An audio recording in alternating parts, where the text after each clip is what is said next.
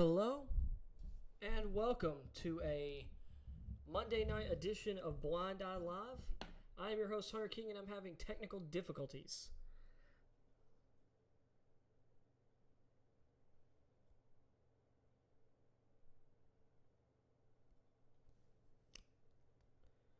Hello.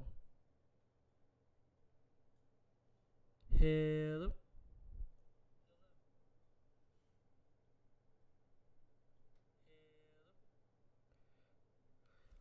Okay, so that's weird.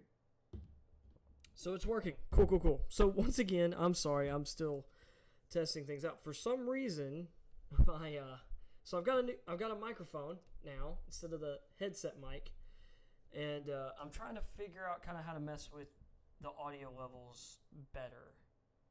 So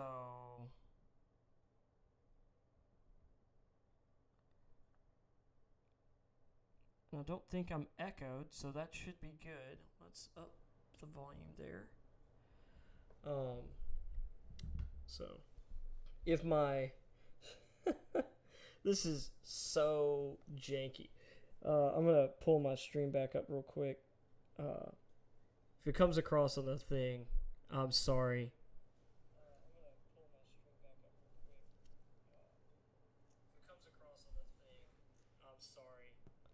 Oh, okay, I'm just going to be completely honest. That is so much better. So, for some reason, I can't get my audio to come through my headphones. So that's weird. I still haven't figured that out. So I can hear myself while I'm talking. At least to get this stuff double checked, but sounds so much better. So, welcome.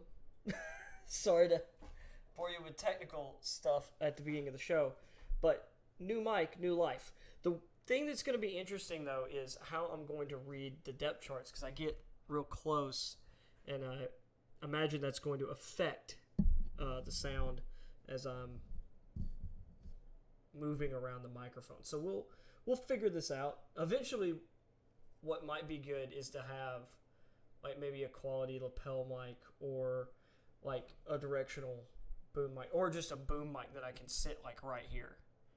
But so that's kind of the upside to having the headset. But for talking to you guys, this is a much better setup. I just realized I forgot to turn the other light on.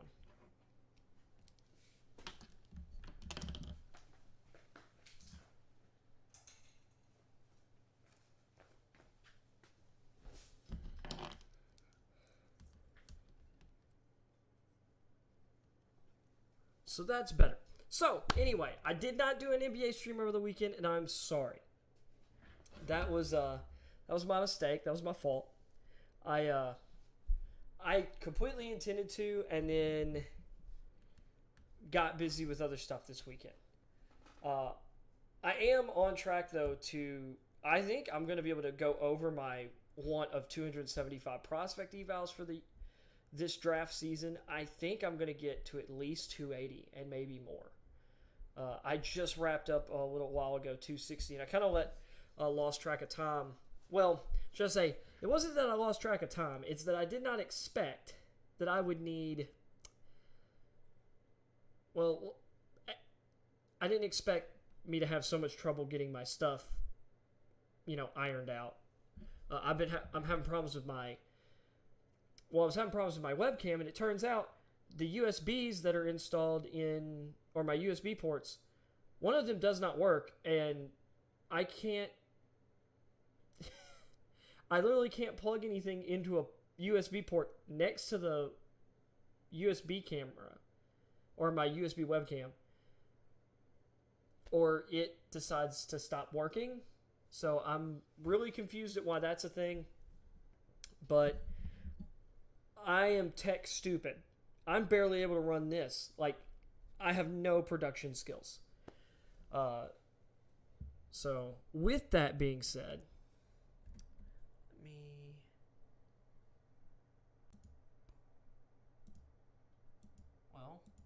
if I could, I love when things don't. There we go. So with that being said, let's pop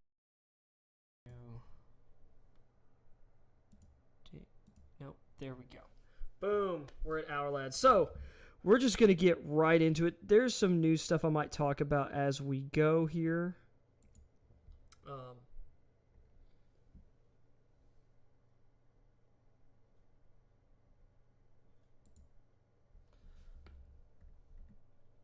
Well, actually, let's see here. Real quickly, I do want to talk. Reports are out right now. Let me drop that. Reports are out right now that A.J. Brown and the Titans are in talks on a contract extension.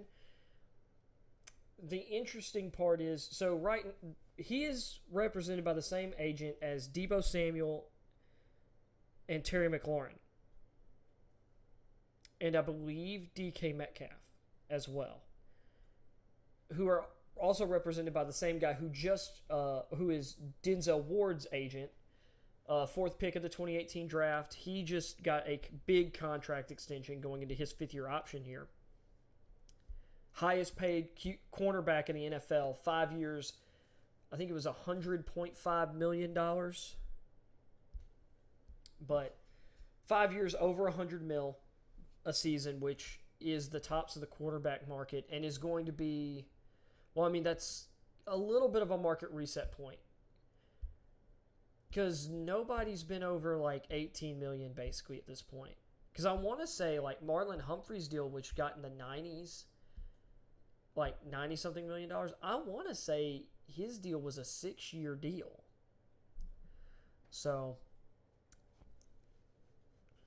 or at least,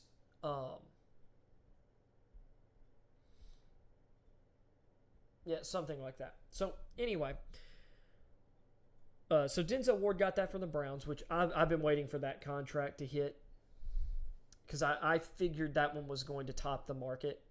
So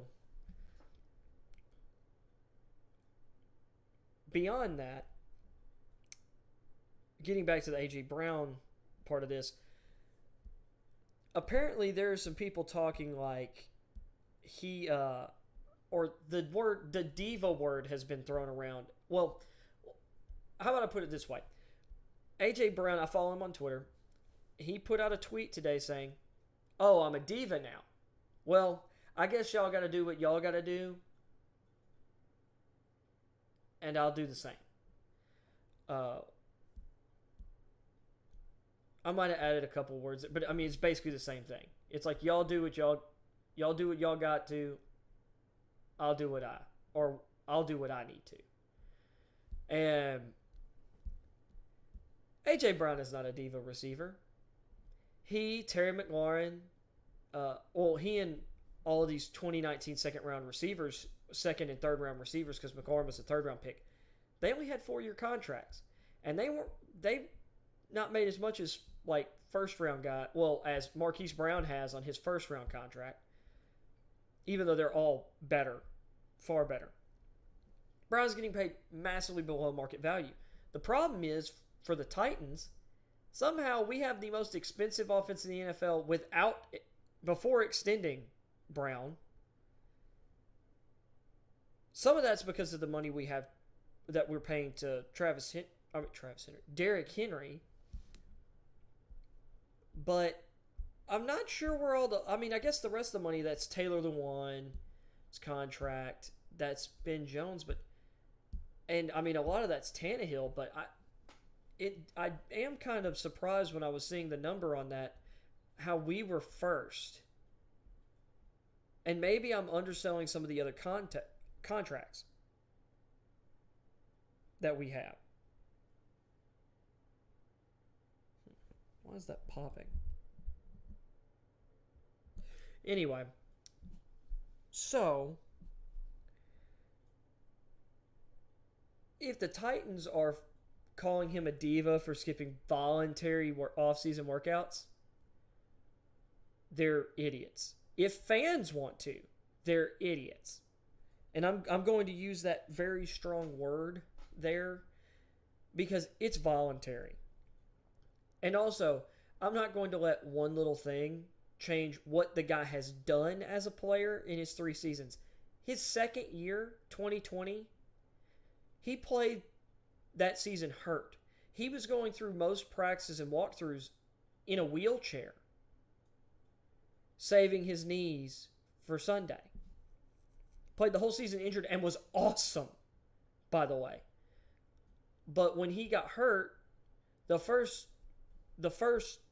thing he was told by team doctors was, you need surgery and it's probably going to end the year for you. And he was like, well, I mean, I was able to play on it afterward, and I mean, and he dealt with some injuries, some injury stuff this year, but Brown's not a diva. He's a tough player. He's a hard freaking worker. He always has been, going back to his college days at Ole Miss. If the team's going to try and paint him as a diva or talk to their media sources and try and say stuff to try and like save a couple $1,000,000, they need to just screw off. Pay the man the money. Get his deal done, because if they get his deal done, the quicker they get his deal done, the more money they're going to save. Because if they don't, DK Metcalf, Deebo Samuel, Terry McLaurin, they're going to get their freaking money. They're going to get their money. And then you're going to have to probably top it. Because that's the market. You're going to have to match or top it. You need to get out in front of this. And if there's one thing we have always wanted as Titans fans, and as an organization, the thing that we've been missing for years, the reason we drafted Corey Davis 5th overall in 2018, desperate for a true number one receiver. We got one. We literally got one. Don't screw it up. I don't care what the market said, what you think about the money market. We've spent tons of picks on receivers and high upside receivers in the first, second rounds over the years. We got one. We got him, so please keep him. But Jeffrey Simmons, our stud defensive tackle who we drafted, or interior defensive lineman that we drafted in the first round of 2019, he put out a really good tweet because he said, I think people need to go and read the definitions for the terms voluntary and mandatory. He didn't skip mandatory workouts. Voluntary means it's voluntary. Voluntary means you don't have to do it. It's not a big deal. This is optional. You can opt into this. Like, we want you to, but you're not required to in your contract. Or by league rules. And punishing players, or you could, because you could argue in this, if you were using this against someone in contract negotiations, pretty sure that would be against league rules too. Because that's the idea of what voluntary means. It's voluntary. It's optional. You don't have to do it. There was some other interesting news. A lot of buzz about quarterbacks and edge players as we near the draft. I've talked about Trayvon Walker moving up. Some people are in camp with me in Jermaine Johnson, or some people are taking up residence on Jermaine Johnson Island as the top non-Aiden Hutchinson guy, which is not to belittle other prospects. And even with my concerns over Kayvon Thibodeau, there's no way I'm dropping him below 4th in this class. There is too much potential. There is too much ability. I will say this, because I didn't mention this when I was making that comparison last week. 3-cone times are, and I might have, but I know I didn't mention the exact times. 3-cone times are ridiculously important for edge players. If there is any one metric that is the most important correlator for success as an NFL pass rusher. It's not college production. It's not your 40 time. It's not your bench press reps. It's not even really, it's not like height, length, whatever. The biggest, well, I mean, there's definitely some bars you also need to cross while doing this, but the biggest correlation between success at the NFL level as a pass rusher is 3-cone drill time. If you're, somewhere around 7 seconds, like maybe under 7:10, whatever, you're fine. You can succeed with a higher time. You can succeed, but it's less of a given. If you want a great indicator, like where to start when you're looking at prospects, go to their 3-cone. If a guy hits under 6'9" in the 3-cone as an edge rusher, his likelihood of success goes way up. If you're sub 6'9", you're in outstanding territory. Those guys almost don't fail, especially if they have any other indicators plus that. These are the guys that you want to bet on.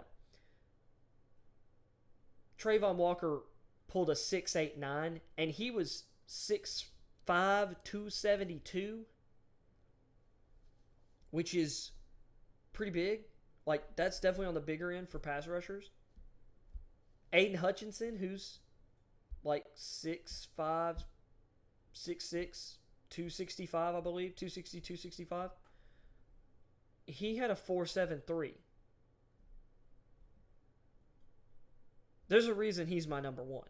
He's got the production, but that time, on top of that, nuts. I don't care that his explosion numbers are like maybe average, whatever. So were Joey and Nick Bosa's, really. That hadn't stopped them at all.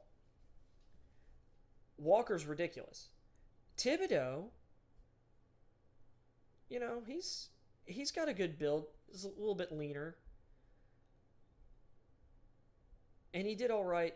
I think he did all right in like the bench press, but all he did at the combine was a 40 in bench press. He finally did his jumps at the pro day. Or at his pro day. He only jumped a 9'11" in the broad jump. His vert was fine, but his broad jump was... Well, I think his vert was fine. I think his vert was like 35 and a half. If not, it was 32 and a half. But I think I'm mixing him with someone else. I think it was 35 and a half. Because Johnson, his vertical wasn't great. His vertical was like 32 and a half. But then he had like a 10'7" broad jump, which was, really awesome. So Thibodeau's explosion numbers are fine. 9'11" not bad.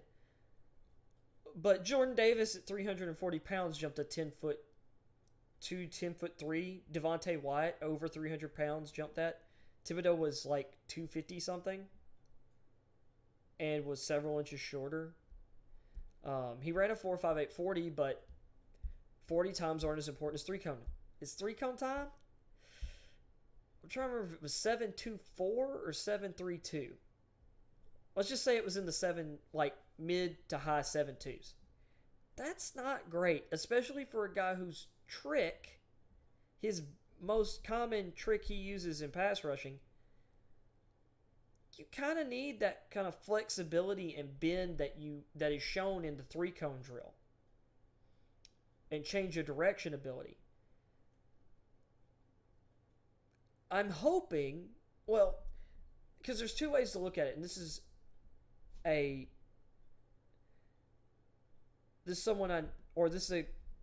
guy I've talked to put it to me this way.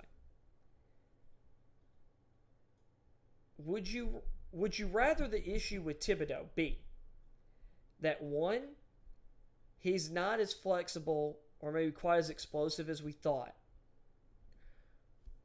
Or is the problem that he didn't take the draft process in interviews as seriously as he should have.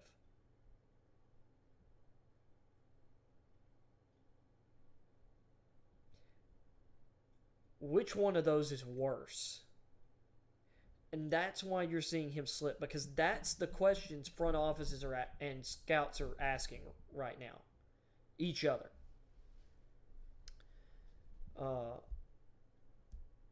And we're seeing a lot of late risers. Christian Watson is up boards now, because this is the last 3 weeks before the draft, as pro days are wrapping up and everything. This is when you really start to hear a lot of talk about, you're hearing where guys really landed. I've been really high on Christian Watson all along. It's not a shock to me now that I'm hearing people talk about him potentially even going in the teens in the draft now. He's my wide receiver 3.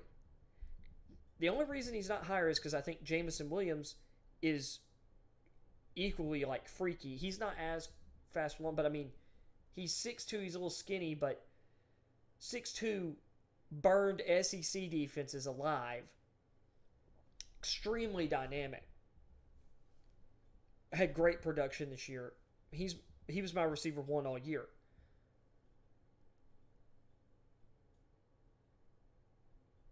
Or pretty much all year. Once I saw him like on the field after the first couple weeks, he became receiver number 1 for me. Just hands down. Garrett Wilson is my wide receiver 2 because I think he's extremely safe. I think he's really solid technician.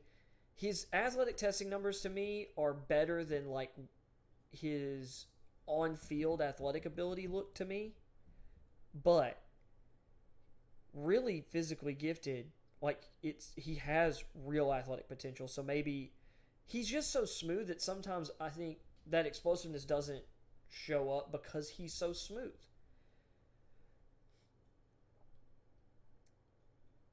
But I just think he's really safe. Watson's a home run, but if I'm going to take a home run swing, Watson's got better tools than Treylon Burks, as far as I'm concerned. And I love Treylon Burks. Burks is wide receiver 4. But Watson has moved way up for me. Some other guys. We're talking, I really believe now, I'm from what I'm hearing, 4 quarterbacks are going in the first round. I think there's a guarantee of 3. And from what I'm hearing, the Titans are really high on Desmond Ridder. They really love Ridder. A lot of buzz about Malik Willis going to Detroit. I just think that's a mistake. Yeah, they've got a quarterback that they can have him sit and develop. And yes, there are pass rushers down the board that you could potentially get at 32 or 34. But if there's a run on edge rushers and receivers at the end of the first round, like I think both could be, well, I think there's obviously a bunch at the top. I think some teams are going to be, if I'm looking at my board, Arnold Ebiketie is a first-round guy for me. Boye Mafe is a borderline first-round guy for me.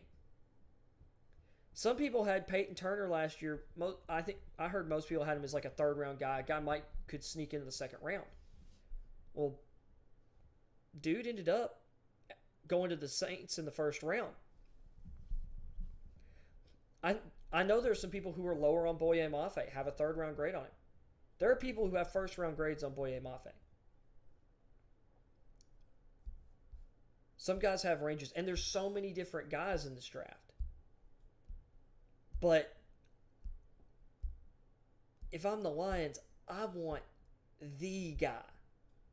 Like, I want to get one of the guys. And if Ebiketie and Mafe aren't on the board at 32 or 34, or maybe George Karlaftis,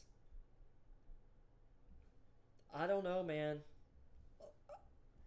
I honestly would feel a little disappointed because at this point we're just going after Julian and Romeo Aquaras Wara type guys. Like, we're going after more potentially rotational guys because I think, and Charles Harris type guys is my personal opinion. And there are guys on the board. I just think, I don't think the ceiling's as high as these other guys. Nick Bonito has a high ceiling, but I think he's really limited as a run guy. And I think you're wanting a 3-down, like you're wanting a 3-down guy. You're wanting a guy who's going to impact pass rushing and hopefully the run game too. And those guys exist that are worth the number 2 pick right now, as far as I'm concerned. Johnson, Walker, and if you're on the high end on Thibodeau,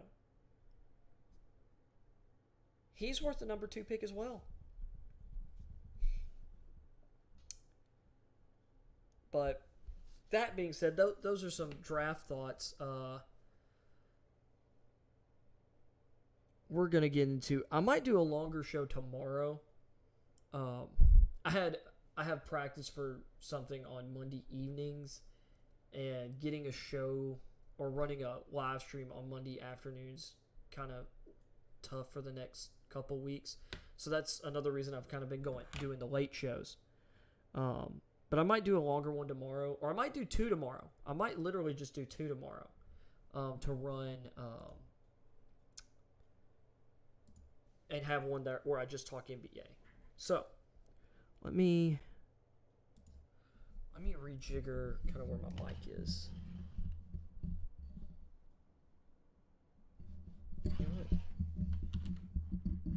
Let's see how my level is if I've got it sitting over here while I'm talking.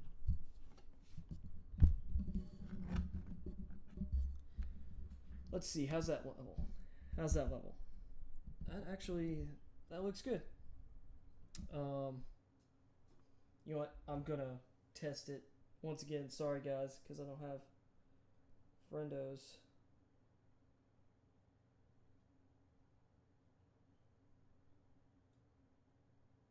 Nope, that's not what I want to do. So how's the level sound?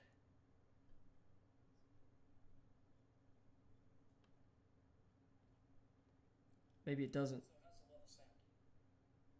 Oh, there we go.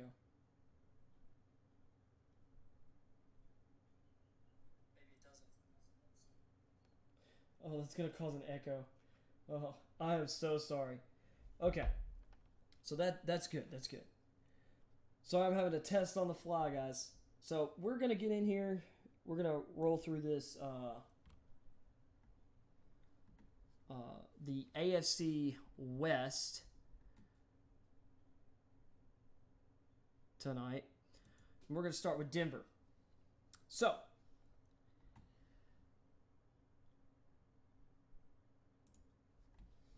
Denver obviously made a huge move to get Russell Wilson.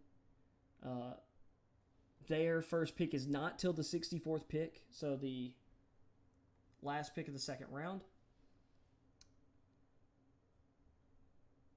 But they've got a really good roster. They've got Jerry Jeudy listed as the slot and Tim Patrick as the outside. I guess Jeudy did run a lot of his routes this past year from the slot. But those are their top 3. Then they've got a 6th-round pick last year, Seth Williams, who I had like a late 2nd, 3rd round grade on Williams. Because I think he's a really good, like, raw perimeter receiver. Like, he's a physical outside receiver. So, and also, I've talked about X, Y, and Z receivers, or X receivers, Z receivers, slot receivers, because your Y is like an inline tight end. I've been talking about a Z receiver as your 2nd outside receiver. The idea of the Z is usually your X is lined up on the line of scrimmage, and it's easier for a corner to press him, whereas your Z receiver a lot of times is off the line of scrimmage. Now, it also depends on how you've got your guys lined up. Like, if say you run a 3 wide with 2 running backs in the backfield. Your slot receiver usually is going to be off the line of scrimmage, and then your outside receivers are going to be on it. So in that case, your Z would be on the line of scrimmage. Otherwise, you're talking about but usually that Z is off the line of scrimmage. So someone like a Chris Olave, one of the reasons people don't profile him as an X receiver is because he has not dealt well with press at the college level. He's not like, and being small or skinny doesn't preclude you from being an X receiver, because Devontae Smith is amazing at getting initial separation. Like, corners can't get their hands on him. One thing that I love about Calvin Austin on tape is, as small as he is at 5'8", 170, corners can't, and he played a lot of X for Memphis, corners can't get their hands on him to press him. Olave doesn't deal with that physicality well. So he's going to fit better as a slot or a Z option. A guy who's got some space to get going before he hits the line of scrimmage. Like, he has the ability to kind of slit the corner or create separation from the corner from the jump rather than, or just by virtue of where he's lined up rather than having to create it all himself. But Williams is a great perimeter receiver for dealing with press coverage and bodying receivers. I could even see him being able to play some big slot, but his route running is not as good as some other guys who would do that role. Like Drake London would be awesome at that. But I like Williams. Really like KJ Hamler, who they drafted in the second round in 2020 as a speedy slot and deep threat type option. Crossers. And I think Russell Wilson is going to use these guys because he's so good throwing down the field. Sutton and Williams are big, athletic, build-up speed kind of guys who can body defensive backs down the field and win contested catches. Judy he's an all-around great receiver who can do just about everything. Tim Patrick's a solid role-playing receiver.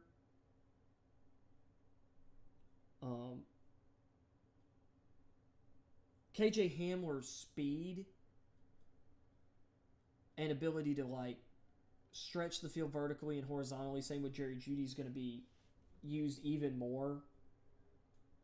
They brought in Travis Fulgham, who's a really nice role-playing receiver. They also have 7th round pick in 2020 Tyree Cleveland, who's really fast. Kendall Hinton's a really good athlete, former quarterback. I think their wide receiver room is really good. I don't think they need to do anything, or I don't think they need to touch it. Although they probably, if they haven't already, they need to get on extending Cortland Sutton before he has a big breakout year. Well, because he kind of did, but then he's dealt with some injuries. Sutton's really good. Moving on to their offensive line, Garrett Bowles took a couple years to get there, 2 or 3 years to get there. He's now turned into a really, really good left tackle. Dalton Rizzer's really solid starting guard. Lloyd Cushenberry is going into his 3rd year as the starting center. Graham Glasgow, who they signed last year in free agency, is a really solid starting center. And then they brought in Billy Turner from Green Bay to battle for that right tackle spot. He's slated as a starter right now. They have invested some draft capital, though, in the backups on the offensive line. Like on the interior, Quinn Miners was one of my favorite day 2 guys last year. They got him in round 3. Later than I thought he was going to go, because I really think the world of him. He's going to press all these guys in front of him and give you good depth. Netane Muti was a guy who I couldn't believe lasted the 6th round of 2020. Great run blocker. Like, their interior line is stacked, in my opinion. They also have Ben Braden, who they brought in from Green Bay. Turner and Braden know the system there really well. or they know how what's going to be expected of them as offensive linemen in head coach Nathaniel Hackett's scheme. So definitely like those moves. They've got Zach Johnson. Quinn Bailey's over here weirdly disjointed. Casey Tucker. Drew Himmelman was a undrafted free agent last year. I was surprised Himmelman didn't get drafted last year. And then they also brought in Tom Compton from San Francisco, who, seeing as Green Bay's offense and San Fran's offense, like, it's the Shanahan offense. Compton knows what's going to be expected of him. I think Compton also spent some time in Tennessee at one point. Or no. I'm thinking of the linebacker Will Compton. So anyway, I like their offensive line. They might want to consider a tackle at some point, but it's not. I don't think it's a must. At tight end, they traded away Noah Fant, which hurts, but they've got Albert O, who I've really liked as a prospect since, or I liked him coming out of the 2020 draft. He had a huge 2018 season where he had it was 13 touchdowns or something like that, which for a college tight end's crazy. Didn't do so well in 2019. That was Drew Lock and, the offensive coordinator's fault. That season just did not go great for them in Missouri, but Alberto has a lot of upside. Really good athlete, really good size, he's strong. I have a feeling they're going to go draft a tight end. They got Eric Tomlinson in this offseason from Baltimore, but he's still been a fringe tight end. Sean Bayer, who they brought in as an undrafted free agent last year, but I've heard they've been aggressively scouting this tight end class.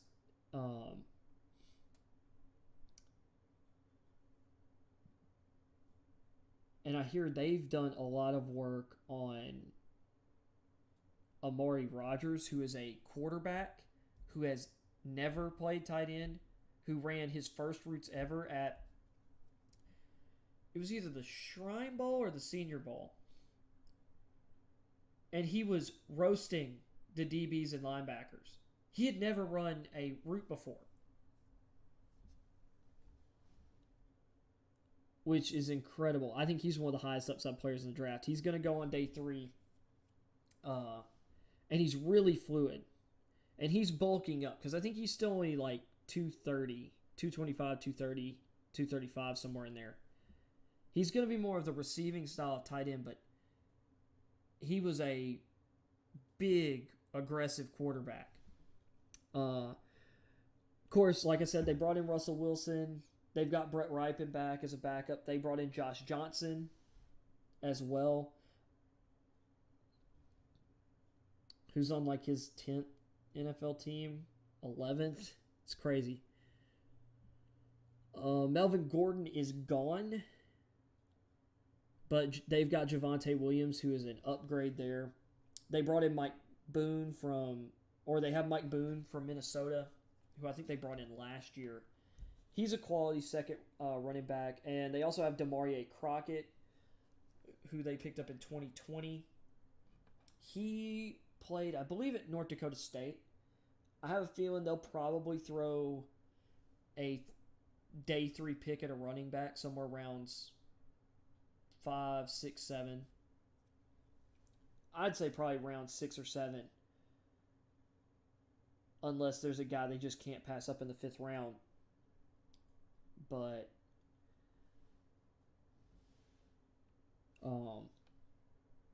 they're gonna want more. They're gonna want more in the running back room. And then they have Andrew Beck at fullback, who Beck can also play tight end as kind of a wing tight end. Moving on to the defense, they've got Draymond Jones, who's going into the last year of his rookie deal, starting at one of their D-line spots. They run a 3-4, so they like their DNs are kind of bigger. They signed DJ Jones to be their nose tackle, signed him from San Fran. That was a really good move. Desean Williams has been moved up. He was a, street free agent 2019 that they've spent time developing. He's been a kind of rotational guy. It looks like they're going to give him first shot at starting. I have a feeling that's not going to happen, though, because I really feel like 2020 third-round pick McTelvin Agim is going to beat him out this year. I think this is the year for him.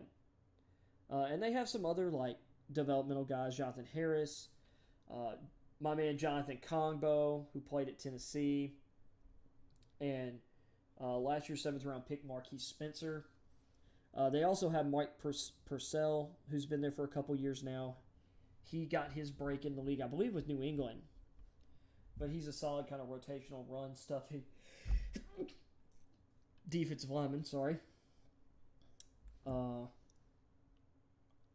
I could see them taking a swing at line, at their defensive line, but they've tended to prefer, round 3 and later picks, and really picking up guys off waivers, cheap guys to play in these kind of roles. As you can see other than DJ Jones, you look at where they drafted Draymond Jones, Agim, and Spencer, and then Kongbo was a street free agent last year who's been a fringe guy. He went undrafted. Harris, they got off the waivers from the Bears. Purcell wasn't a highly sought after free agent. Williams was a street free agent in 2019.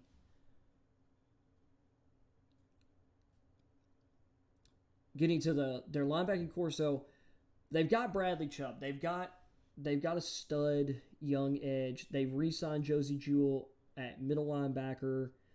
They brought in Alex Singleton, who's been really solid for Philadelphia. And they signed Randy Gregory to a big contract. So they've got a really nice edge rush pair. They got Jonathan Cooper in the 7th round last year. I thought that was a steal. Because he's got real speed off the edge. Malik Reed, Aaron Patrick, who they got off the Jaguars practice squad, and last year's 3rd-round pick, Baron Browning, who was a teammate, I believe, of Cooper's at Ohio State. Browning's an interesting guy. He's got some juice off the edge as well. And Andre Mintz. He was an undrafted guy last year that a lot of people thought he was probably going to go undrafted, or at least go really late. Because I thought he was going to end up getting drafted in the 6th, 7th round. I thought he could go earlier than that if a team really had an eye, but I figured, from what I was hearing, 7th round undrafted. They've got a bunch of developmental guys. They've got 2 studs up front. Their outside linebacking core is awesome. I say awesome. I think it's really good. I also forgot to mention, I think, Malik Reed, who they got undrafted in 2019. Like I said, I like the upside of their rotational guys. And Browning and Cooper can play some off-ball linebacker too. But like I said, middle, Josie Jewell, Alex Singleton up front are starting. Justin Stranad, 5th-round pick in 2020 behind them. Jonas Griffith, who they had gotten in some trade with the Niners. And Barrington Wade, who they claimed off waivers from Baltimore.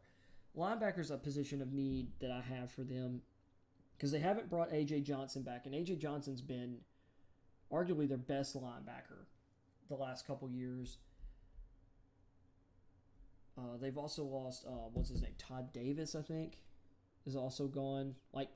Three out of their three top linebackers from last year were free agents. And Jewell is the only one they re-signed. Moving on to the secondary, Pat Surtain was a hit a home run there, not a shot. He was gonna be good. So they've got their number one corner. Ronald Darby is still here, solid number 2 corner. They picked up K'Wan Williams to be their slot corner. Behind that, they have 2020 third-round pick Michael Ojemudia, who was out of Iowa. Really liked him. I thought he went around where I thought he would go in the 2020 draft. He's got some good physical tools. I think he could fight Darby for that number 2 corner spot this year on the outside. And then they also have Asante Bussey, who I guess they got off the Chargers waivers. But that's only 5 corners. They need some more depth there. I'd imagine they're going to draft another young corner. At safety, they've brought Kareem Jackson back. Of course, they have Justin Simmons, who's one of the best in the league. They have Caden Stearns, who they drafted in the 5th round last year.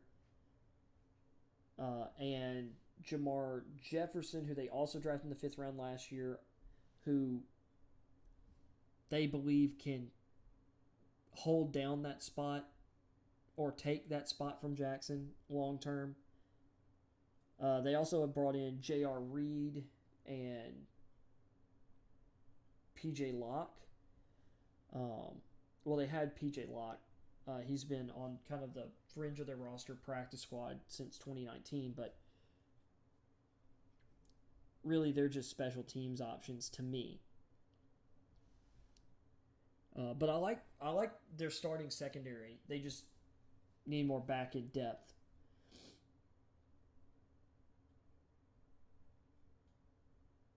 Because really, no one's really looked at Bussey as really a starter level player. He's more of a special teams guy. To me, they've only got 4 viable, playable corners. To me, and maybe I'm wrong there, but I don't think I am. Of course, they've lost a number of guys like Kyle Fuller off the roster, which they always plan to replace him in the draft. I don't think they were ever going to bring him back once his contract was up. They could eventually, but I would say looking at the Broncos roster, if you're looking at what their biggest needs are, it's linebacker, inside linebacker, corner,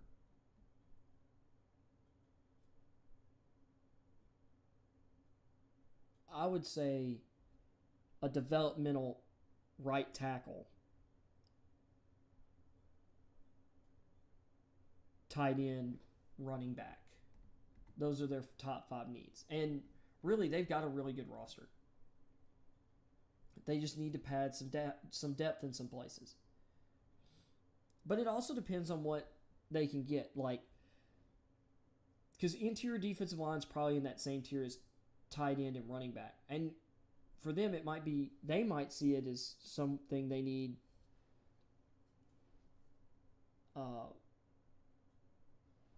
as a higher need. I just see a bunch of developmental guys for this third spot, because I think Jones is a really solid player. Draymond Jones is solid. DJ Jones is really good for that role. But you've got stuff invested in, especially in a Gene, to kind of take that spot from Williams, and they like Williams. So, I guess that's in there too, kind of as a tier 3 need. But for them, for the most part, it's depth. Or if they just, they can, and in a lot of ways, they can draft just best player available anyway, because of where their roster's at. So moving on from the Broncos, we're gonna. Well, if I can go back. Oh my God, why did that take so many times clicking that? All right, move on to the Chiefs.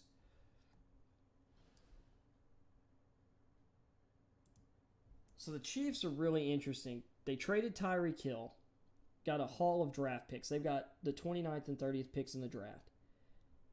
You look at the receiver room for them now. Marquez Valdes-Scantling, Mccollum Hardman, Juju Smith-Schuster.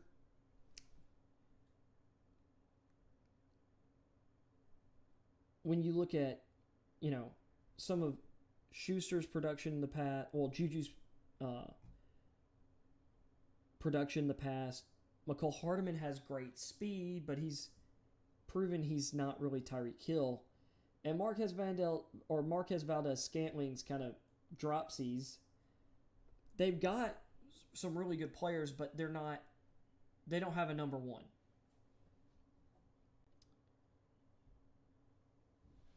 They have a lot of athletes. Josh Gordon's technically on their roster.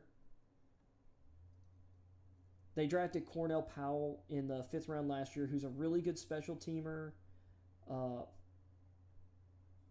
And he's physical. He's not like super fast or anything, but he can be a role-playing receiver. Beyond that, they've just got a bunch of guys you've never really heard of, like Gary Dieter or Darius Fountain or Justin Watson or Chris Fink. Maybe you've heard of Omar Bayless. They brought in Corey Coleman this offseason, former first-round pick. Matthew Sexton. Gary Jennings, who I remember he was drafted by the Seahawks. He was really good at West Virginia in college, but he's never really caught on in the league so far. They need a number one receiver. And they might be able to get it at the end of the first round. But it just depends. I feel like a George Pipkins would be a really good fit for him. And Drake London, it's really funny. I don't see a lot of in between on London. He's either, a borderline top 10 guy. He's like one of the top 2 receivers for people, or he's like their 6th or 7th guy, who's gonna go in the back, somewhere 23, 24, 25 or later. Kind of the back quarter of teams, like the back 8 picks of the first round. I'm not seeing a whole lot of in between for London, which is kind of interesting. But London would give them something that they don't have, which is a guy with a big body, sure hands, and really good feel. Like, he's really good, actually. He's got really quick feet for a really tall guy. So does Christian Watson, by the way. Watson would be an interesting... Dude, Watson would have the speed to match with all these other guys on their... Scantling and Hardman. But then he's also 6'5", 210 pounds. Dude. That dude's ridiculous. And he's way more polished than most people have given him credit, or some people have given him credit for. Moving on to the offensive line, Orlando Brown, Joe Tunney, Creed Humphrey, Trey Smith, Lucas Niang. Their starting offensive line is great. Trey Smith was a borderline first-round talent who somehow went to the 6th round. Trust me, ever since people saw him in training camp, everybody was like, why did we not draft Trey Smith? The backups, though, man, love how this just bounces around because of those ads changing up there. So they brought in last year. Philly gave up on Prince Tega Wanegbo. They brought him in. They have Nick Algrati as a backup. They brought in Austin Reeder to back up Creed Humphrey. That's really nice because I'd argue that Reeder's better than some of the starters around the league. And then they also have Andrew Wiley, who's been on the team for a while. He unfortunately had to start in that Super Bowl loss to Tampa Bay 2 seasons ago. And he got roasted. But as a backup guy, he's fine. Beyond that, they also have Roderick Johnson, who they brought in, who's had some starting experience. They've got Jerian Christian, who they brought in from Houston, who's another guy I believe was in Philly, at least for a time, that didn't pan out. And then they have the other Daryl Williams, not the offensive tackle, but he was a center that was a undrafted free agent in 2020. They could use a pick at some point on a backup lineman, but they don't necessarily need to. But anytime you can draft for depth, draft for depth. Of course, their tight end room, Travis Kelce is, arguably the best in the league. They like Blake Bell, who they brought in, I think, going into last year from Dallas. They drafted Noah Gray in the 5th round last year, who I know some people were really high on as a day 3 upside guy. They got a lot of tight ends on the roster. Jody Fortson, Mark Vital, Stuart Griffin, Josh Peterson. Some of these guys I'm not super familiar with. Matt Bushman, Jordan Franks. Franks and Bushman, I think, out of that kind of group after Gray, to me, those are the 2 best guys. But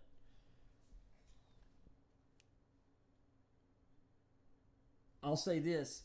If Kansas City's looking to plan for, replacing Travis Kelce in the future, Charlie Kohler is a lot like Travis Kelce as a receiver. Further down the board, Daniel Bellinger has a lot of ability. Although some people might compare him a little more to George Kittle. Like a diet George Kittle. Quarterback, obviously, you got Patty Mahomes. They brought back Chad Henne. They picked up Shane Buechele, who somehow went undrafted last year. I'd take Shane Buechele over all the quarterbacks after the top 6 in this year's draft. Like, I'd take him over Bailey Zapp. Running back, Clyde Edwards-Helaire is back. They brought in Ronald Jones. Behind them, Derek Gore and Brandon Knox. I like Knox. But I feel like Kansas City is a team that could draft a running back in this year's class. And I would, if I was a betting man on what kind of guy they'd go after,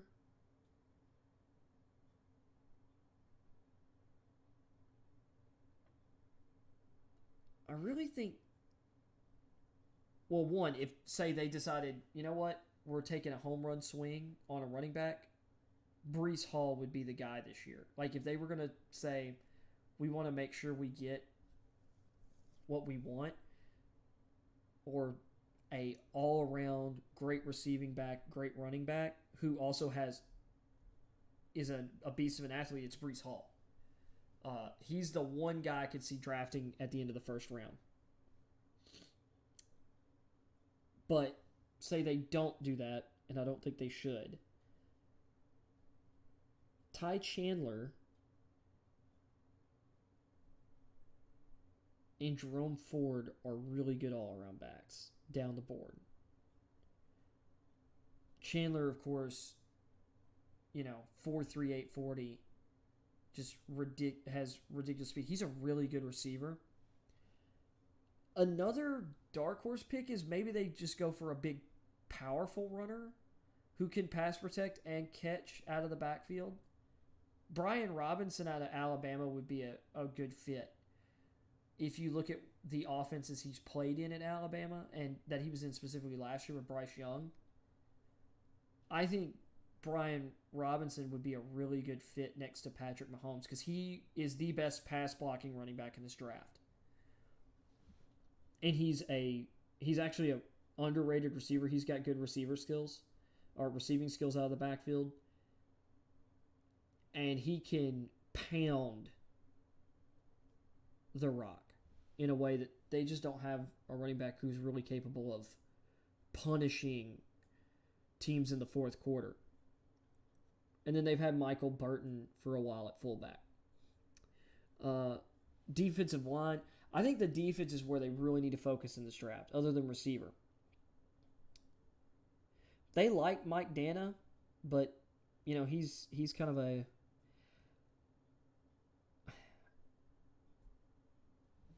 if he's your starter across from Frank Clark, things are like you have problems.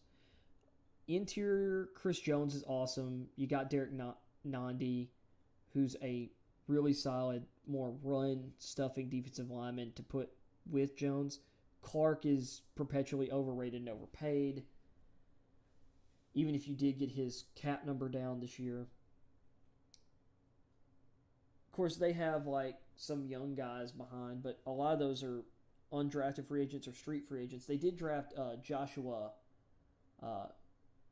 Kando last year in the 4th round. Honestly, for me, when I was looking at them, wide receiver and pass rusher are the two things that I'm throwing to them at 29 and 30 right now. I think the latest mock I was doing that I was doing for myself, I had Mafe to them at 30, and I had Drake London at 29, which that's the lowest I've had London fall in my mocks.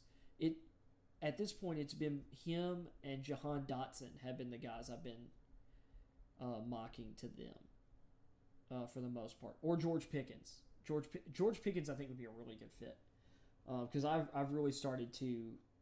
I've been moving Pickens up my board,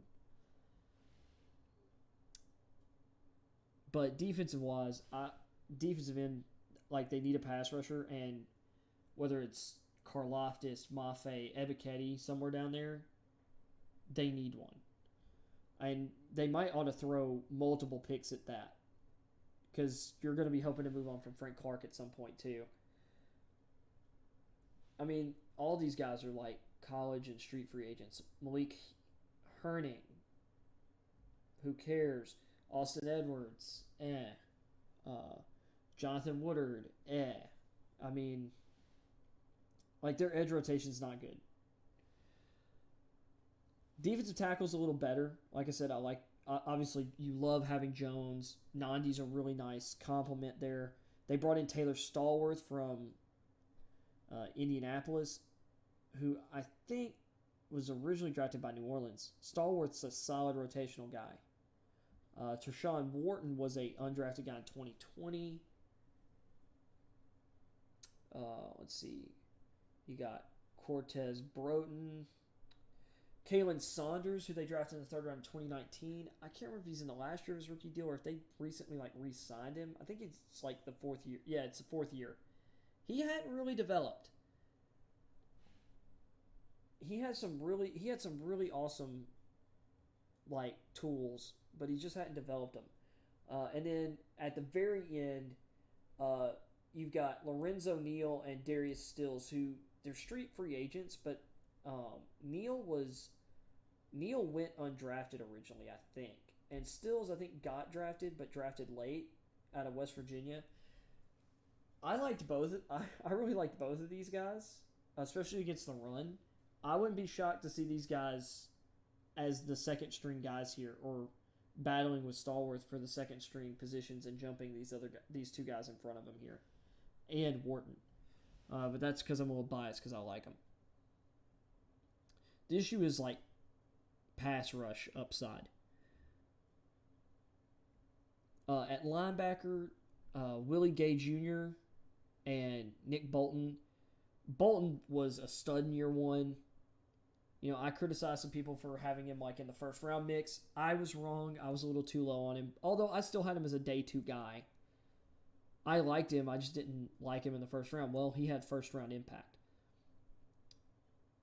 Willie Gay, on the other hand, he's been really good, but I want to say he had an off-field incident this offseason. I might be wrong about that, but I don't think I am. And that was kind of the rub with him coming out. Why a lot of teams had him lower than the second round. A lot of people thought he was going to go on day 3. But the Chiefs snagged him in round 2 because they believed he had that kind of the ability to have that level of impact, and he has. Behind that, they brought in Elijah Lee and Jermaine Carter this offseason. I know it says U from Kansas City, which is unrestricted free agent.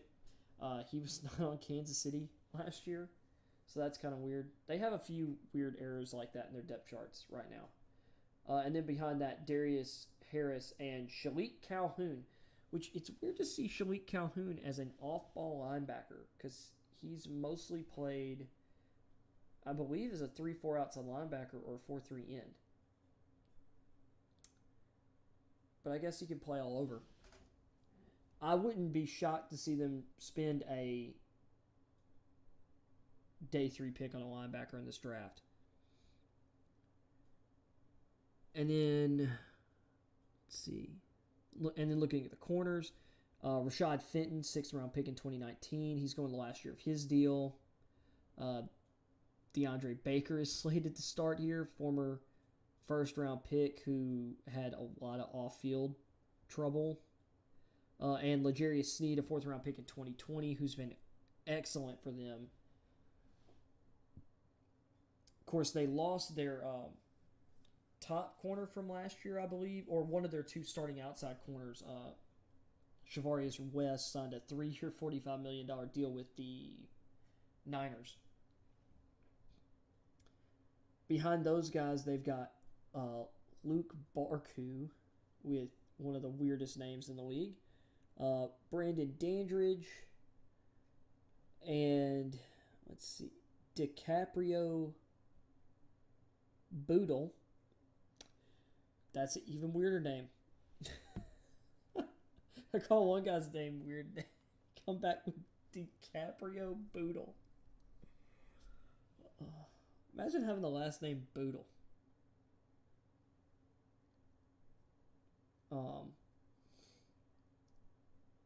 Which they've done a good job of taking, like Fenton, 6th round pick. Sneed was a 4th round pick. I think West was he might have been a 3rd round, but I think he was a day 3 pick or undrafted. They've done a good job of developing those types of guys, so it's nothing to say that Barku, who they brought in, Dandridge or Boodle can't, turn into something, but I feel like if there was another place they could go in the first round other than edge and receiver, another thing I've been seeing is corner. Andrew Booth would be an interesting name there. Zion McCollum out of Sam Houston State, if someone's willing to look at the tape and the measurables and be like, yes, this guy's a first-round guy. Zion McCollum out of Sam Houston State. He'd give them a potential freak lockdown number 1 corner. So if we're looking at needs here for the Chiefs, it's easily wide receiver, defensive end, and corner for me. Really, and you could argue D-line in general because they need interior line depth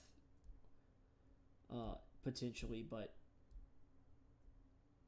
you need to draft a to me, you need to find a potential number 1 receiver You need to find a corner. You need to find an impact edge. Like, those are all tier 1 needs.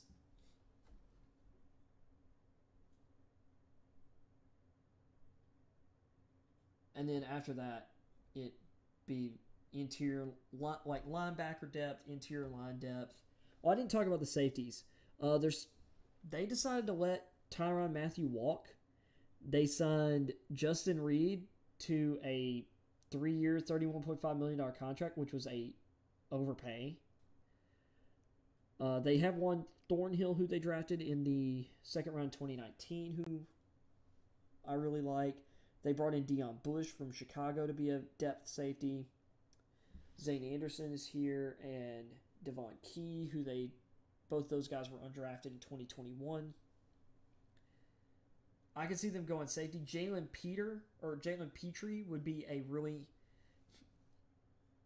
He's got a lot of Tyrann Mathieu to him. He'd be an interesting pick if he got to their pick in the second round. Further down the board,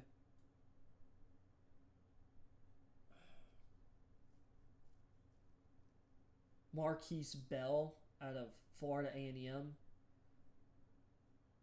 would be a really interesting fit for the Chiefs. Tyson Anderson out of Toledo as well. If we're talking, I talked a bit about edge. I mentioned some corners, some receivers. Day 3 interior lineman who'd be kind of interesting.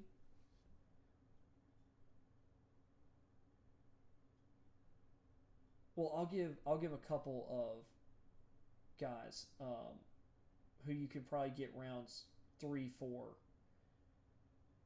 which I've talked about before. Thomas Booker out of Stanford and Matthew Butler out of Tennessee would be great options, especially if you're trying to find another pass rushing, penetrating type defenders. So, yeah. Let's see. Next up, we got Vegas, the Las Vegas Raiders. Oh my gosh.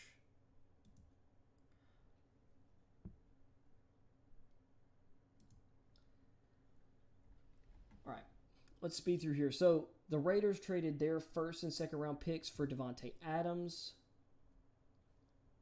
So, they don't have a first round pick.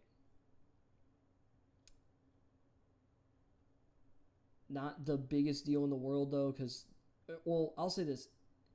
It's not killing them because they've got a really good roster with the moves they've made.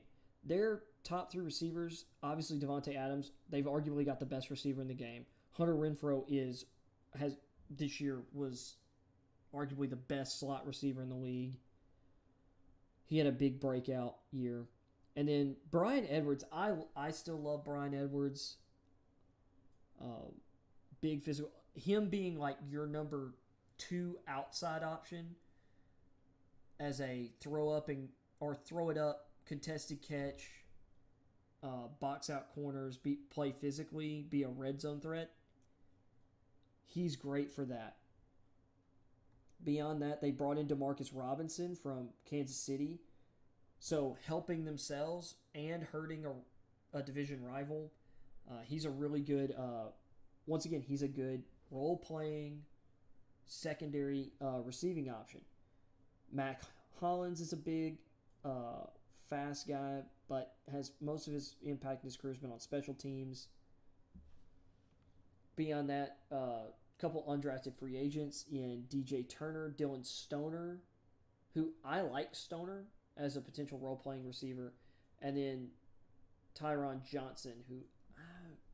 that one's not ringing a bell off the bat for me. I look at the Raiders receiving core. I don't think you need to do anything necessarily. Like that, you don't have to be aggressive at addressing that because you've got guys. Offensive line, Colton Miller. They've got their left tackle of the future. That's not a worry for them.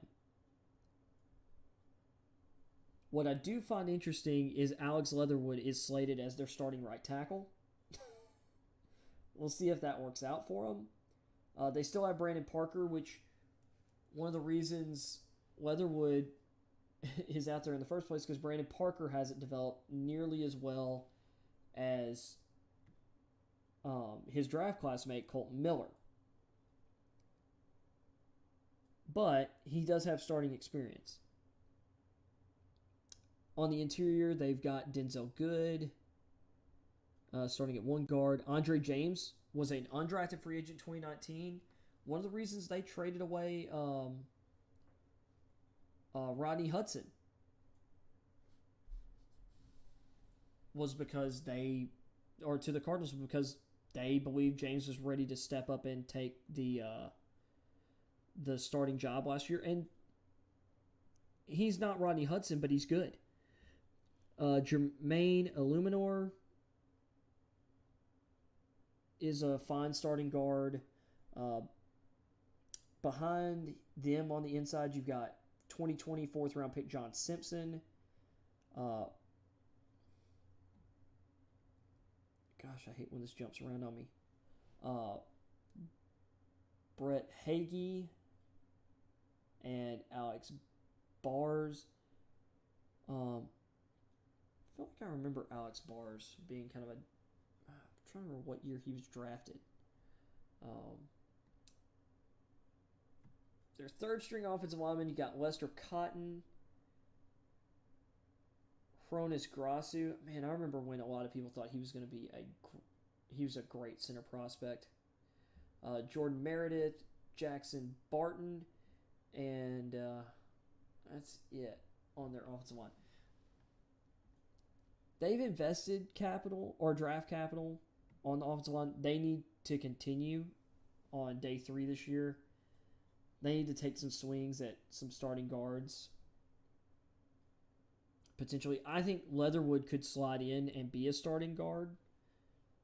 But they've got to figure out their tackle situation or the right tackle situation for the future, because that'll help them figure out some of the placement of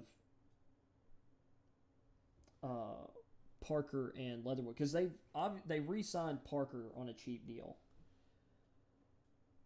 because he was a free agent this offseason. Of course, Darren Waller, they've got one of the best tight ends in the league, an elite tight end. Foster Moreau is one of the best tight end 2s in the league. He's got a lot of ability. He just hasn't always had opportunity to show it, but he's had some really big pop games. Behind him, they brought in Jacob Hollister, and they have Nick Bowers. I think they could stand to draft a tight end or pick up a tight end out of this draft class for depth. Because I'll say this, I think some of the smarter teams will look at Foster Moreau in free agency next year. If Moreau kind of keeps on the same production track he's been on, they'll see him as a cheap option to become a tight end 1 next year. Of course, they just re-signed Derek Carr to a big extension. That was smart.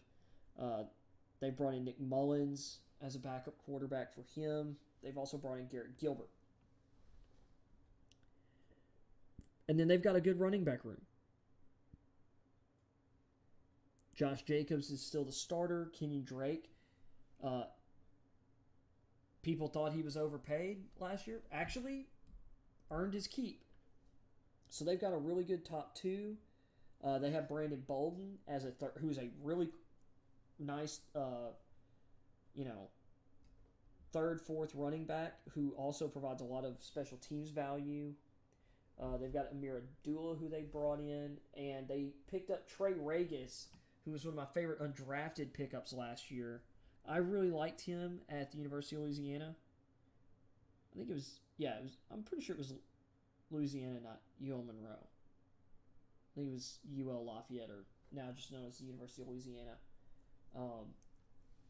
He and Elijah Mitchell were teammates, and Mitchell was like a 6th or 7th round pick by the Niners and really popped off last year. because once he was given the opportunity because of injuries. Regis is he's not as fast as Mitchell, but he's got some pop in his pads, running between the tackles. I really like him. And then fullback, they've got Jacob Johnson and Sutton Smith.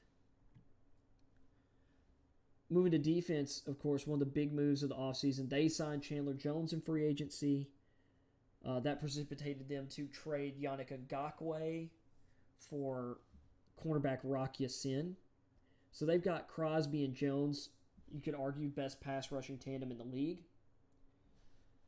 Behind them, they've got last year's third-round pick Malcolm Kuntz out of Buffalo, who I think has a lot of juice off the edge. They still have former number 4 overall pick Cleland Farrell, who can play inside, outside. He's a good run defender. He's not really had a whole lot of pass rush production, which isn't a shock to me. I didn't think he was a first-round defensive end that year. On the interior, they've got Jonathan Hankins as a nose tackle type. They signed Bilal Nichols to one of the best free agent contract values of the offseason. They got my man Kendall Vickers, former Tennessee boy, as a rotational lineman. They brought in Vernon Butler, I want to say Butler was a former late first-round pick by Carolina. I think he played at Louisiana Tech or something. But he was if he wasn't a first, he was a second-round pick. He was in Buffalo last year, the last couple years. But he's now a Raider. And then they have behind them Kyle Pecko, who was on Tennessee, picked up last year during our rash of injuries. He's a solid kind of role-playing defensive lineman. And they brought in Andrew Billings, who's a really strong run-stuffing defensive tackle.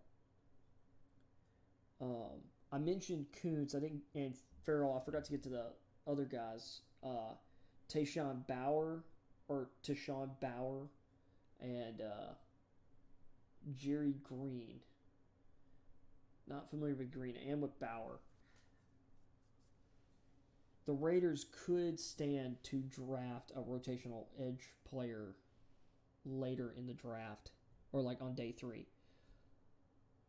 At linebacker, they brought in Jayon Brown. I hate to see him leave Tennessee, but he's a really good coverage player and has really good sideline-to-sideline speed. They have Denzel Perriman, who they got in a trade with Carolina. And then Divine Diablo was one of my favorite draft picks last year. They've got him playing as like a coverage linebacker, kind of like a hybrid role for Diablo. He's really good. They also brought in Micah Kaiser this offseason, and they have Kyler Fackrell. Fackrell can play as an edge rusher and play some off-ball linebacker. They need to draft linebacker, though, because 5 of those guys ain't going to cut it. Especially if you don't think you've necessarily got a stud yet, or a stud middle linebacker yet. Because I think Diablo's just starting to scratch the surface of his potential. And I really love Brown, but you do need some more bodies, particularly for special teams. Beyond that corner, you've got Trayvon Mullen, who has been developing nicely the last couple years. You traded for Rock Ya-Sin. They like Nate Hobbs, who they drafted in the 5th round last year, as their favorite to win their slot corner job. They brought in Anthony Averett, who's a really athletic guy, but he's got a lot of athleticism, but he's never really converted it into. He's never really been able to translate it into success at the corner position. You got Darius Phillips out of Cincinnati, and you've got Amik Robertson, who they drafted in the 4th round 2020, who I really liked that year. And I'm kind of surprised he hasn't taken that slot job and run with it yet. And they also have Crayvon LeBlanc, At safety, they've got Jonathan Abram and Trevin Morig, who are a pretty nice safety combo. I mean, Morig was my top-rated safety last year, so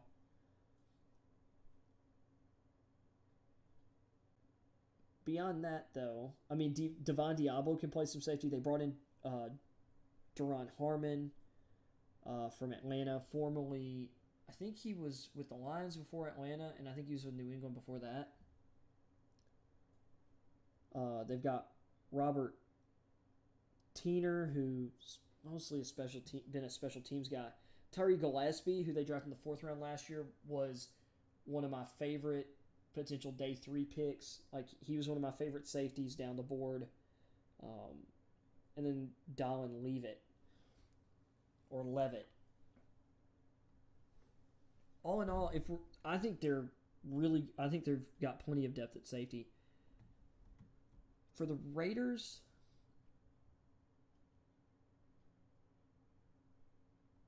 they're just going to have to have really scouted really well outside the top 50 prospects, or the kind of consensus like top 50, 60 guys. Because I don't think they had 2 second-round picks when they traded for Adams, so I don't think their first pick is until round 3. But I think the biggest thing for them is, at this point, interior offensive line and getting competition there.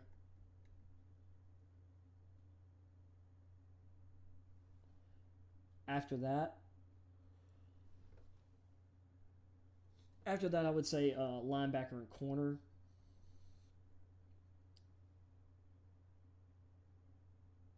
I mean, there was a reason Rock Ya-Sin or Indianapolis was willing to trade Rock Ya-Sin. Although, and I'll say this, like, Ngakoue was the better player. That was what was interesting. There weren't any picks. There wasn't a pick attached to Ya-Sin. Really, it was Oakland was opening up cap space for Chandler Jones with that move. I like Hobbs and Robertson, but they're slot guys. They need outside corner depth, and they don't have that right now. I mean, they've only got 4 guys listed on the depth chart, or Our Lads only has 4 guys listed as kind of outside corners. They've got 7 corners, but 3 of them are slot guys, and I'm not convinced Robertson or Hobbs can hold up well enough outside, even though I like them both as slot guys. So, corner and offensive line are their tier 1 needs.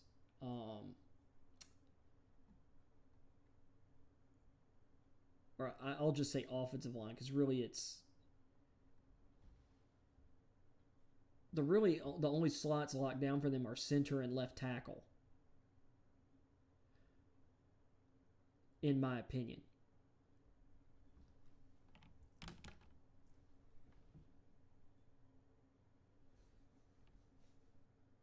And then beyond that, linebacker, just because they need more bodies at linebacker. And potentially an edge, because Cleland Farrell's not getting his 5th-year option picked up, and I don't think he's going to be back.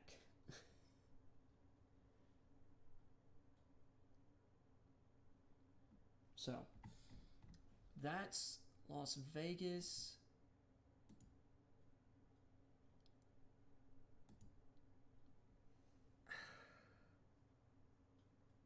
Ooh, my eyes hurting. I'm gonna blast through the Chargers real quick, and I'm gonna get off here and go to bed.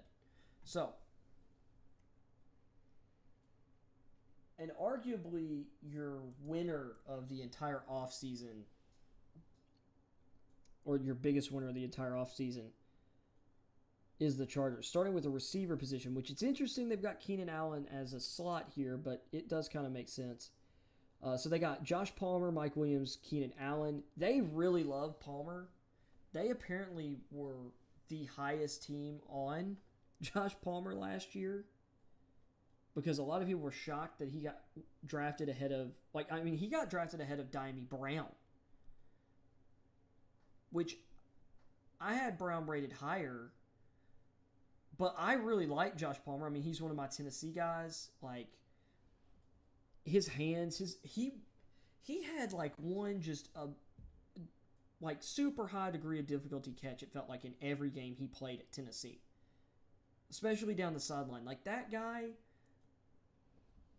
if he'd had a better quarterback, if he'd had better quarterback play during his Vols career, Josh Palmer might have been a first runner because he had solid athletic testing numbers, but he's got great hands. Beyond him, they've got Jalen. They also have Jalen Guyton, Jason Moore, DeAndre Carter, who they brought in, who's a kind of a special teams ace, returner. Maurice Efrench, not familiar with him. Michael Bandy, and Joe Reed, who was a fifth round pick in 2020. Who I have a couple buddies who are Chargers fans, and one of them was really excited about getting Reed. He really liked him, but as a potential slot guy, and it just hasn't happened. But those guys those guys really sometimes take till year 3. This could be the year he breaks out. Of course, Rashawn Slater was a home run selection in the first round last year. They nailed that pick. They brought in Corey Linsley from Green Bay last year, which was a really good move. They really like Brendan James. I'm pretty sure it's James, but it was looking like Joms to me. I'm like, that doesn't sound right. They like Brendan James at right guard. They feel like they nailed that pick. They brought in Matt Feller last year as well. After kind of a terrible year in Pittsburgh, he was a little better, but I feel like they could improve there. And they have Storm Norton at right tackle, and every Chargers fan wants to see Storm Norton on the depth chart as a swing tackle and not the starter. And I think anyone who values Justin Herbert's well-being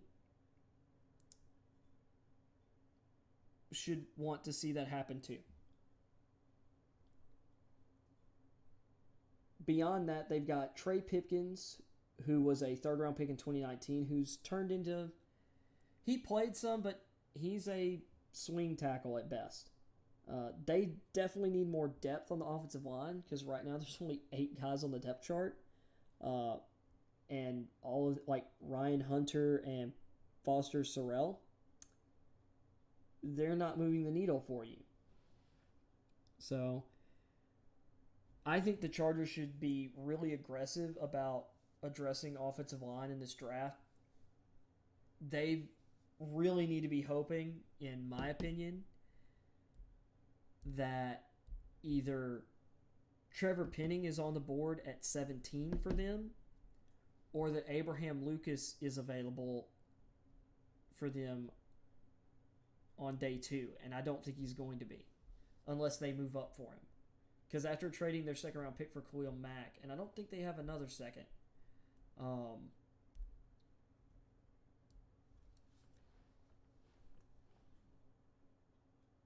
you're really hoping that you can get Penning at 17, because you can get interior guys, rounds 3 through 6. But you can't... This isn't a draft where you can necessarily... Like, you might, but a lot of those guys I'm thinking of in that range that you might be able to get, Zach Tom, Luke Godicke, might really fit better on the interior than as tackles. Tight end. They brought in Gerald Everett. They've got Donald Parham, of course, suffered that really scary, concussion/neck injury last year, where he just got knocked out cold. But he's got so much potential. They drafted Trey McKitty in the 3rd round last year, which I liked McKitty, but he was a day 3 guy. Like, I thought round 4 might even be a little bit of a reach for him last year, but he's got a lot of ability. But the problem is the Chargers have drafted a bunch of those guys, like Virgil Green, for example. Or they've had guys like Virgil Green, for example. And they were never able to develop them into and get the most out of their tools. So we'll see if this coaching staff is able to. And then Hunter Kampmoyer. Don't know him. He was an undrafted free agent last year. I did not evaluate him. And honestly, I don't even remember his name from last year. Obviously, at quarterback, they got Justin Herbert. They're loving that. They've got Chase Daniel. They're feeding into the Chase Daniel investment fund. That man, it's crazy how much money he's made considering how few pass attempts he's actually had in regular season games. And then they still have Easton Stick, who they drafted in the 5th round in 2019, who apparently the coaching staff still loves.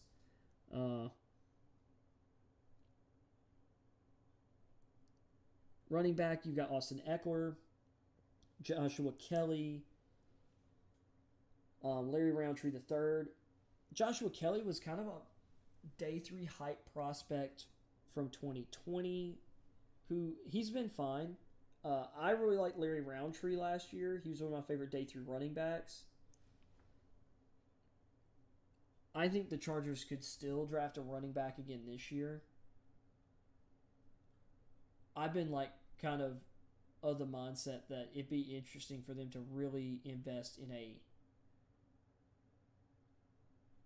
big bruising kind of back. Like I mentioned Brian Robinson when I was talking about the Chiefs. Brian Robinson, because he can pass protect so well and has really good hands out of the backfield, the power element he brings would be an interesting complement to Eckler. I think Keontae Ingram out of USC would be a really interesting fit here. And any of the speedy backs too, who could just potentially give you a second Austin Eckler,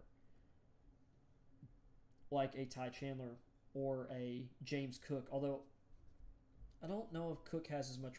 Some people really think that Cook is mostly just a James White, like a pass catching guy, and that he's not really going to be a guy who can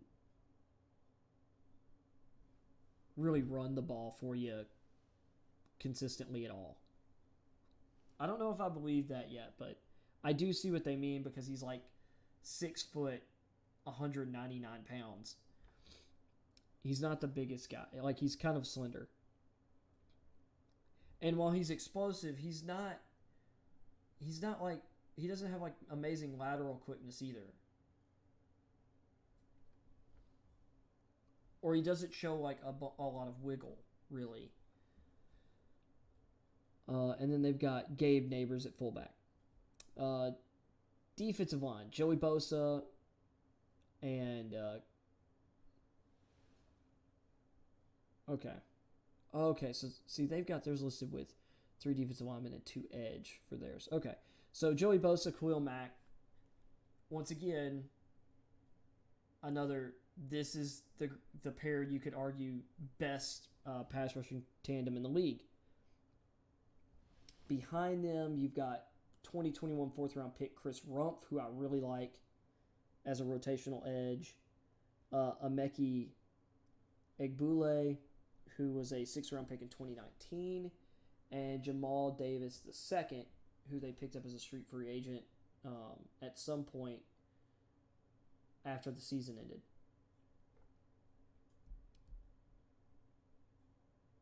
They could definitely use throwing a pick here at edge just for depth. Interior line, they've done a lot. They added a lot here. So former 1st round pick Jerry Tillery's still here, but they brought in Sebastian Joseph Day from the Rams. I thought was a great move. And Austin Johnson, I think was solid. He got a couple million more than I thought he would, but they needed interior pieces. they've also got Christian Covington, who I believe they brought in last year. Brandon Fajoko, and Joe Gaziano, who they had as college free agents, like undrafted guys in 2020, but they're not really high upside guys. And then Forrest Merrill and Andrew Brown, who they brought in last year. Merrill is an undrafted free agent, and Brown was unattached at the time. He was a street free agent. I think because of the amount of money they showed on the top two guys, they've got, rotational bodies. That probably doesn't need to be a focus. Or it doesn't have to be as big of a focus. Although I've still seen a lot of people throwing Jordan Davis to the Chargers. I'd actually be more interested in seeing what would happen if they decided to go after a Devontae Wyatt, who's more of a penetrator type. But I could still see them going after Davis, because that would allow them to kind of move on from Jerry Tillery this year. Because, each year 4 for him, and he's going into year 4 and he hasn't really produced what you would have expected by now from a first-round pick. Or really, he hasn't produced enough for any pick to justify, keeping them beyond, a fringe contract. At linebacker, Kenneth Murray is going into year 3. Drew Tranquill is going into the last year of his rookie deal. If those guys stay healthy, I think the team would be super excited, because Tranquill's been solid. Murray's got a lot of upside. But beyond them, it's a lot of question marks here. You've got Amin Ogbongbemiga,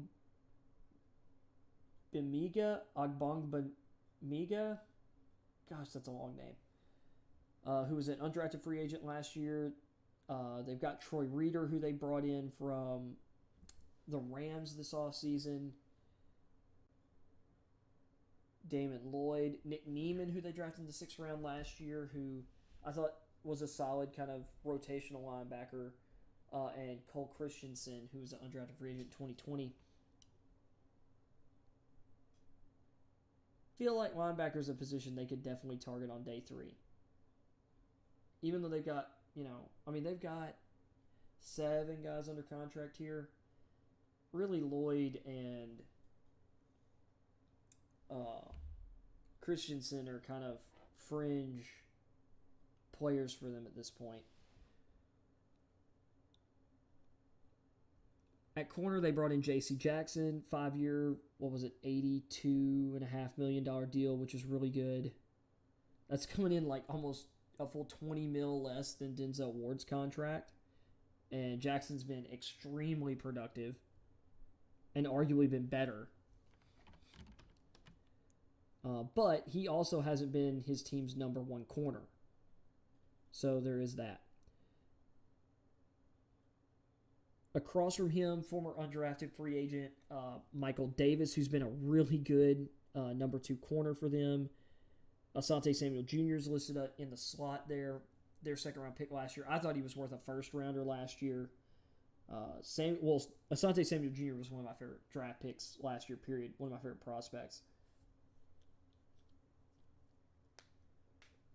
There's so much of his father and Jair Alexander in his game that he's just someone, to me, I don't see how some teams were able to pass on him twice. But beyond that at corner, you got Tavon Campbell and Kamon Hall, and that's it. You need more depth at corner. So I think that's going to be a big priority for them. It wouldn't shock me if they ended up going corner in the 1st round. I think they've got their top 3, but it would not shock me in the slightest to see them draft a corner in the 1st round. Although once again, you need to keep Herbert upright, and I would argue that Trevor Penning is the guy that you're wanting there. At safety, you've got Nasir Adderley and Derwin James, which is a really nice combo when they're healthy. Mark Webb was a 7th-round pick last year. Some people were huge fans of him as a late day 3 pick prospect. They have Alohi Gilman, who was a 6th-round pick in 2020. And then beyond them, Ben DeLuca, who was an undrafted free agent last year. Once again, and this is a really good... there's a lot of safeties in this class I like, but that's not a position they need to focus on, even with both James and Adderley headed to free agency, because I think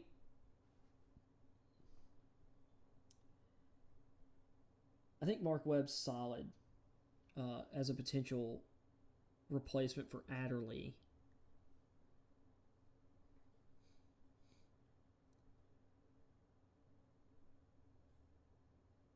Because I'm pretty sure last year I had because I thought Webb would probably go like by the end of... I want to say I thought I had him like gone by the end of the 5th round. But anyway, if we're looking at the Chargers' needs, it's glaring. It's offensive line. Particularly, it's right tackle and then left guard. Those are your 2 needs on the offensive side of the ball. Everything else is great, or everything else is fine. Maybe you could consider a tight end somewhere in the draft. Maybe you consider a running back. But it's not necessary. You could consider... I would consider taking like a day 3 receiver as well. I think that's something they should do. But once again, you need to address your offensive line, particularly right tackle and guard. And then beyond that, you're looking at corner.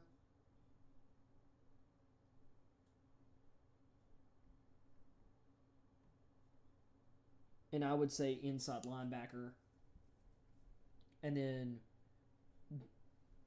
a rotational, like, pass rusher, developmental interior line, rotational receiver would be kind of your tier 3 needs.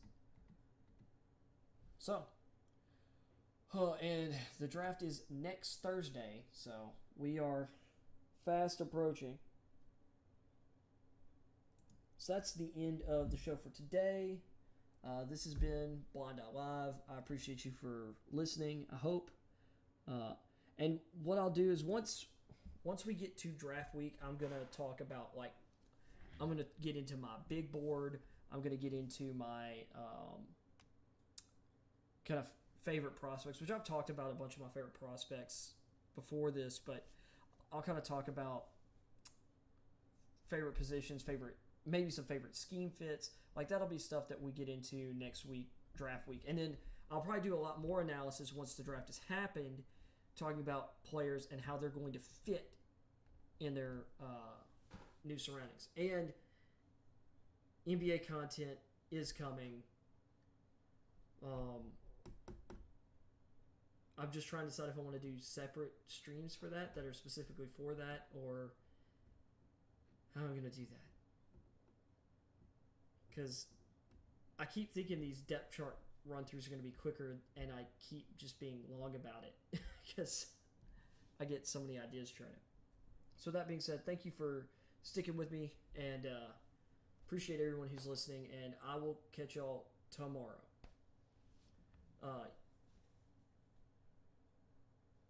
I might do an afternoon stream. You know what? I might do an afternoon stream that is NBA related. And I'll do my usual evenings, or I'll do a late night stream, which is more draft preview. How about that? I think that's a good idea. So I'll catch y'all tomorrow.